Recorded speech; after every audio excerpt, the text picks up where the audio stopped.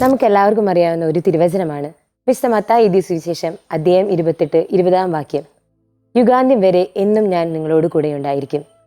അതെ, എന്നും നമ്മോട് കൂടിയായിരിക്കാൻ വിശുദ്ധ കുർബാനയായി തീർന്ന, ദിവ്യകാരുണ്യമായി തീർന്ന ഈശോയാണ് നമുക്കുള്ളത്. വിശുദ്ധാത്മാക്കളെല്ലാം ഈ സത്യം തിരിച്ചറിഞ്ഞവരായിരുന്നു. വിശുദ്ധ കുർബാനയിലുള്ള ഈശോയുടെ സാന്നിധ്യം തിരിച്ചറിയുകയും അത് ആഴത്തിൽ അനുഭവിക്കുകയും ചെയ്തറിഞ്ഞവരാണ് വിശുദ്ധാത്മാക്കൾ. വിശുദ്ധ ക്ലാരയും അതിൽ നിന്ന് വ്യത്യസ്തയല്ല. വിശുദ്ധ കുർബാനയിലുള്ള ഈശോയുടെ സജീവ സാന്നിധ്യം അവൾ തിരിച്ചറിയുകയും തനിക്ക് സമയം കിട്ടുമ്പോഴൊക്കെ ദിവ്യകാരുണ്യത്തിന് മുൻപിൽ ചെലവഴിക്കുകയും ചെയ്തിരുന്നു. വിശുദ്ധ കുർബാന സ്ഥാപനം മുതൽ ഇന്ന് വരെ ഒരുപാട് ദിവ്യകാരുണ്യ അത്ഭുതങ്ങൾ ലോകത്തിൽ നടന്നിട്ടുണ്ട്. അത്തരത്തിലൊരു അനുഭവം, പോളണ്ടിൽ നടന്ന ഒരു അനുഭവം നിങ്ങളുമായി ഷെയർ ചെയ്യാൻ ഞാൻ ആഗ്രഹിക്കുന്നു. 2008 ഒക്ടോബറിലെ ഒരു പ്രഭാത ബലിയർപ്പണം. ഫാദർ ഫിലിപ്പ് വളരെ ഭയഭക്തിയോടുകൂടി വിശുദ്ധ കുർബാന അർപ്പിക്കുന്നു. വിശുദ്ധ കുർബാനയ്ക്കിടെ നിലത്ത് വീണ തിരുവോസ്തി അലിയിപ്പിച്ച് കളയുന്നതിന് വേണ്ടി ചാപ്പൽ ഡ്യൂട്ടിയുള്ള സിസ്റ്ററിനെ വൈദികൻ ഏൽപ്പിച്ചു. സിസ്റ്റർ അത് അലിയിപ്പിച്ച് കളയുന്നതിന് വേണ്ടി ഒരു ചെപ്പിലെ വെള്ളത്തിൽ സൂക്ഷിച്ചു. ഒരാഴ്ച കഴിഞ്ഞപ്പോൾ സിസ്റ്റർ കണ്ടത് വെള്ളത്തിൽ അല്പം പോലും അലിയാതെ കിടക്കുന്ന തിരുവോസ്തി നടുഭാഗം മാംസമായി മാറിയിരിക്കുന്നു. മാംസം ഗോതമ്പ് മാവുമായി ഇഴചേർന്നിരിക്കുന്നു. 2 വിദഗ്ധ ഡോക്ടർമാർ അത് പരിശോധനയ്ക്ക് വിധേയമാക്കി. 2 പേർക്കും കിട്ടിയ ഉത്തരം ഒന്ന് തന്നെ: ഒരു പുരുഷന്റെ ജീവൻ തുടിക്കുന്ന ഹൃദയഭാഗമാണത്. ഇന്ന് വരെ എവിടെയെല്ലാം തിരുവോസ്തി മാംസമായി മാറിയ അത്ഭുതം നടന്നിട്ടുണ്ടോ അതെല്ലാം ഒരു പുരുഷന്റെ ജീവൻ തുടിക്കുന്ന ഹൃദയഭാഗമാണെന്ന് ശാസ്ത്രം തന്നെ തെളിയിച്ചിട്ടുണ്ട്. ഓരോ വിശുദ്ധ കുർബാനയിലും ഈശോ നമുക്ക് തരുന്നത് അവിടുത്തെ ശരീരത്തിന്റെ ഏതെങ്കിലും ഒരു ഭാഗമല്ല, മറിച്ച് തൻ്റെ ജീവൻ തുടിക്കുന്ന ഹൃദയഭാഗമാണ്. അതെ, എനിക്കും നിങ്ങൾക്കും വേണ്ടി സ്നേഹത്താൽ ജ്വലിക്കുന്ന തിരുഹൃദയം.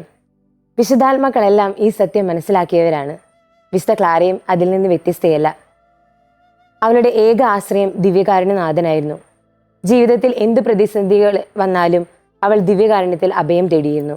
വിശുദ്ധ ക്ലാരയുടെ ചിത്രം നോക്കുമ്പോൾ കൂടുതലായും ദിവ്യകാരുണ്യമേന്തിയ വിശുദ്ധ ക്ലാരയുടെ ചിത്രമായിരിക്കും നാം കണ്ടിരിക്കുക. ഇതിനു പിന്നിൽ വലിയൊരു ചരിത്രമുണ്ട്. ഒരിക്കൽ സാരസന്മാർ സാന്റാമിയാനോ ആശ്രമം ആക്രമിക്കാനെത്തി. പ്രാണഭയത്തോടെ സഹോദരികളെല്ലാം നിലവിളിച്ചു.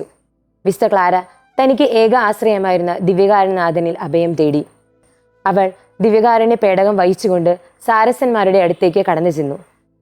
വിശുദ്ധ ക്ലാര ദിവ്യകാരുണ്യം ഉയർത്തിയപ്പോൾ ആരോ പ്രഹരിച്ചാൽ എന്ന പോലെ സാരസന്മാർ പുറകോട്ട് മറിഞ്ഞു വീഴുകയും അവർ 4 പാടും ചിതറിയോടുകയും ചെയ്യുകയുണ്ടായി.